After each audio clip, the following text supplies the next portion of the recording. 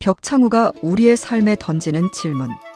우리는 사회를 살아가며 주변의 타인의 의견을 전혀 듣지 않고 오로지 자신의 생각만 고집하는 사람들을 마주하곤 합니다. 대화와 타협이 통하지 않고 마치 단단한 바위처럼 꽉 막힌 사람들을 가리켜 우리는 흔히 벽창우 같다고 비유하곤 합니다. 우리는 왜 이토록 융통성이 없고 소통이 단절된 사람들을 만나며 답답함을 느끼게 되는 것일까요? 매 순간 변화하는 현대사회 속에서 유연한 사고를 잃어버린 채 자기만의 성에 갇혀 살아가는 우리의 모습은 과연 없다고 장담할 수 있을까요? 오늘 한담에서는 평안북도 지방의 지명과 억센소의 일화에서 탄생한 성어이자 고집불통의 대명사로 불리는 벽창우를 통해 융통성과 소통의 가치를 깊이 파헤쳐보려 합니다. 고전의 지혜를 현대의 삶으로 나를 재발견하는 시간, 채널 한담에 오신 것을 환영합니다. 역사적 배경, 조선시대 평안북도 압록강 연안의 지리적 정세 속으로. 벽창우라는 말의 역사적 배경은 조선시대 북쪽 국경지역인 평안북도의 특수한 지리적 환경과 생활상 속에 깊이 뿌리내리고 있습니다. 조선의 북쪽 끝 압록강 연안에는 험준한 산세와 거친 들판을 품은 벽동군과 그 아래에 위치한 창성군이 자리 잡고 있었습니다. 이 지역은 지리적으로 기후가 엄혹하고 산간지대가 많아 이곳에서 나고 자란 가축들, 특히 소들은 남쪽 지방의 소들에 비해 덩치가 유난히 크고 힘이 매우 셌습니다. 거친 자연환경을 견뎌내며 자란 까닭에 이 지역의 소들은 성질이 대단히 드세고 억세기로 유명했습니다. 사람이 고삐를 잡고 이끌어도 쉽게 말을 듣지 않으며 제멋대로 버티기 일쑤였던 이 북녘 땅의 소들은 당시 사람들에게 단순한 가축을 넘어 통제하기 힘든 거대한 고집과 억세의 상징으로 인식되었습니다. 국경지대의 거친 풍파와 지리적 특성이 빚어낸 이 생생한 풍경은 훗날 인간의 완고하고 고집스러운 성정을 비유하는 독특한 역사적 배경이 되었습니다. 유래와 서사, 벽동과 창성의 억센 소, 그리고 꽉 막힌 소통의 단절 속에서 피어난 서사. 벽창우의 유래는 조선시대 물류와 우마를 다루던 사람들의 생생한 삶의 기록에서 비롯되었으며 그 역사적 순간과 서사를 소설처럼 생생하게 재구성해 봅니다. 조선시대 어느 날 평안북도의 깊은 산골인 벽동과 창성 지방의 장터, 남쪽 지방에서 먼 길을 찾아온 우시장 상인이 유난히 덩치가 크고 눈빛이 매서운 황소 한 마리를 사들여 끌고 가려고 애를 쓰고 있었습니다. 상인은 소를 향해 익숙한 목소리로 고삐를 당기며 외쳤습니다. 이라, 이라, 이쪽으로 가자꾸나. 그러나 소는 눈동자 하나 까딱하지 않은 채 네 발을 땅에 굳건히 박고서 옴짝달싹도 하지 않았습니다. 남쪽 지방의 소들과는 달리 이 북녘 땅의 소들은 사투리와 소를 다루는 억양조차 생소했던 탓에 상인의 지시를 전혀 알아듣지 못했던 것입니다. 아니, 알아듣는다 해도 그 거칠고 억센 성품 속에는 타인의 간섭을 용납하지 않는 고집이 뼛속까지 박혀 있었습니다. 상인은 땀을 뻘뻘 흘리며 소를 설득하려 했지만 소는 오히려 머리를 꼿꼿이 세우고 콧김을 뿜어내며 팽팽하게 맞섰습니다. 아니, 어찌 이토록 말이 통하지 않고 제 고집만 부린단 말인가? 도무지 융통성이라곤 찾아볼 수가 없구나. 지켜보던 마을 어르신이 쓴웃음을 지으며 한마디를 건넸습니다. 거북애나, 저 소는 벽동과 창성의 기운을 받고 자란 억센 소가 아니던가. 성질이 워낙 곱고 완고하여 남의 말을 듣지 않기로 천하의 유명한 벽창우라네. 억지로 끌려하니 될 리가 있겠는가. 이처럼 평안북도 벽동과 창성 지방의 억세고 말 안 듣는 소를 가리키던 말은 세월이 흘러 타인의 의견을 전혀 수용하지 않고 오로지 자기 주장만 내세우며 소통을 거부하는 우둔하고 고집 센 사람을 비유하는 불멸의 성어 벽창우 또는 벽창우로 우리의 언어 속에 깊이 자리 잡게 되었습니다. 원전 강독, 글자 속에 숨겨진 고대인의 지혜와 문헌적 기록.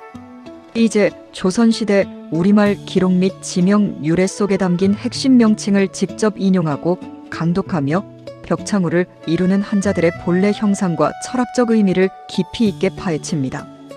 원전문구, 조선시대 지명 및 어원 관련 기록 인용. 벽창우, 벽동과 창성 지방의 소, 성질이 몹시 억세고 고집이 세며 통상적인 소통이 통하지 않는 사람을 비유함. 풀을 벽, 돌석과 호박박 등이 결합된 글자로 옥돌의 맑고 푸른 빛을 뜻하며 압록강 연안의 맑고 푸른 산세를 품은 지명인 벽동의 첫 글자를 상징합니다. 성할 창, 날일이 거듭 모여 햇빛이 환하게 빛나고 번성하는 모습을 뜻하며 북녘에 활기차고 거친 지명인 창성의 첫 글자를 상징합니다. 소우, 소의 뿔과 머리 모양을 본뜬 상형 문자로 농경사회에서 묵묵히 일하면서도 때로는 강한 고집과 뚝심을 부리는 소를 뜻합니다. 우리 역사 속 지명과 동물 특유의 생태에서 태어난 벽창우는 타인의 말을 경청하지 않고 자신의 틀에 갇혀 소통을 거부하는 완고함이 얼마나 스스로를 고립시키는지, 그리고 진정한 유연함과 소통이 왜 인간관계의 가장 중요한 덕목인지를 깊이 일깨워줍니다. 인물 탐구, 완고함과 소통의 갈림길에 선 인간의 내면.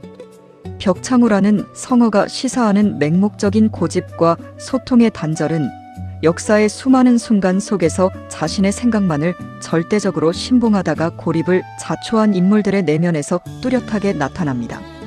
고대 중국의 춘추전국 시대나 조선시대의 역사 속에서 주변의 충원이나 백성들의 목소리를 외면하고 오로지 자신의 아집과 독단에 갇혀 국정을 운영했던 군주와 정치가들은 예외 없이 비참한 파멸을 맞이했습니다.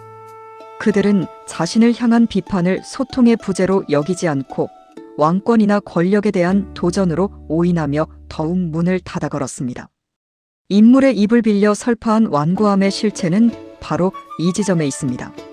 참으로 무서운 것은 외부의 적이 아니라 내 안에서 자라난 아집이라는 성벽이다.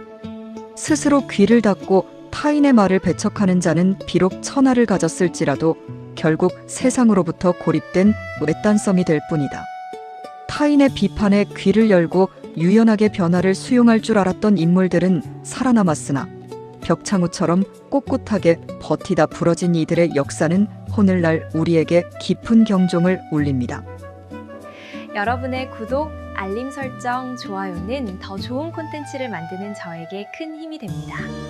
심화 확장, 함께 알면 좋은 역사적 변주와 처세의 비하인드 스토리. 벽창우와 결을 같이 하거나 고집과 소통의 문제를 다룬 역사 속 대표적인 정형성어로는 고루지견 혹은 각주구검을 들 수 있습니다. 고루지견은 고루하고 하며 꽉 막힌 견해라는 뜻으로 세상의 변화를 읽지 못하고 자신의 좁은 생각과 낡은 틀에 사로잡혀 헤어나지 못하는 어리석음을 비유할 때 쓰입니다. 벽창우가 태도나 성정의 억셈을 비유한다면 고루지견은 사고방식의 완고함을 뜻합니다. 각주구검은 위로자의 출전하는 성어로 강물에 떨어진 칼을 찾기 위해 칼이 떨어진 배의 현측에 흠집을 내고는 나중에 그곳에서 칼을 찾으려는 어리석음을 비유합니다. 융통성이 전혀 없고 상황 변화에 대처하지 못하는 미련함을 뜻하는 대표적인 고전성어입니다. 역사 속 비하인드 스토리를 살펴보면 북녘 지방의 억센 소를 다루던 마부들이 무작정 힘으로 제압하려다 실패하고 오히려 소의 호흡과 걸음걸이에 발을 맞추며 부드럽게 길들여야만 말을 듣게 되었다는 지혜가 전해집니다. 완고한 사람을 상대할 때 억지스런 대립보다 유연한 공감이 필요한 이유를 명확히 보여줍니다. 현대적 해석, 21세기 우리를 위한 고전의 응답.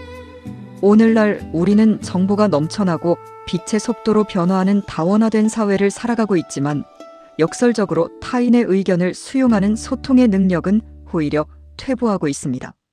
내 생각과 다른 의견을 가진 사람들을 틀렸다고 단정하고 대화의 문을 닫아버린 채 자기만의 확신에 갇히는 모습은 현대 사회의 가장 심각한 병리 현상 중 하나입니다.